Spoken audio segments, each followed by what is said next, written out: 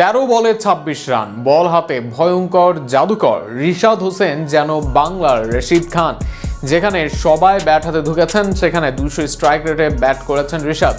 শুরুর দিকে যখন সহজে জয় পাচ্ছিল ওয়েস্ট ইন্ডিজ, তখন একাই শুরুর 5 উইকেট তুলে নিলেন এই লেগ স্পিনার। রিশাদের বলে ব্যাটে দারুণ দিন নিয়ে বিস্তারিত থাকছে প্রতিবেদনে। দলের ব্যাটাররা যখন ব্যাট হাতে ঢুকেছে সেখানে শেষ দিকে ব্যাটিংয়ে নেমে 13 বলে 26 রানের ইনিংস খেলেছেন রিশাদ হোসেন। তবে রিশাদ হোসেন জানেন তার আসল কাজটা ব্যাটিংয়ে নয়, বোলিংয়ে। তাই তো নিজের জাদুর সেই বোলিং পারফরমেন্সটাও লুকিয়ে রেখেছিলেন তিনি।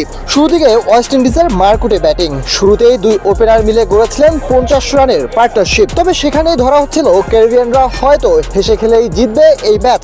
তবে তখনই দৃশ্যপটে আসেন দেশের একমাত্র স্বীকৃত লেগ স্পিনার রিশাদ হোসেন, আর তার ঘূর্ণিতেই যেন একের পর এক উইকেট হারায় ক্যারিবিয়ানরা। ওয়েস্ট ইন্ডিজের শুরুর 4 উইকেটই পড়ে রিশাদ হোসেনের বোলিংয়ে। দুর্দান্ত খেলতে থাকা ব্র্যান্ডন কিংকে 44 রানে নুরুল হাসান সোহানের ক্যাচ করে ফেরান রিশাদ হোসেন।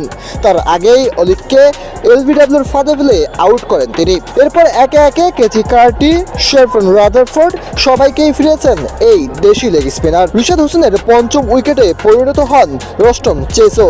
এবারও সেই একই দৃশ্য, নুরুল হাসান সোহানের ক্যাচ আর রিশাদ হোসেনের বোল্ড।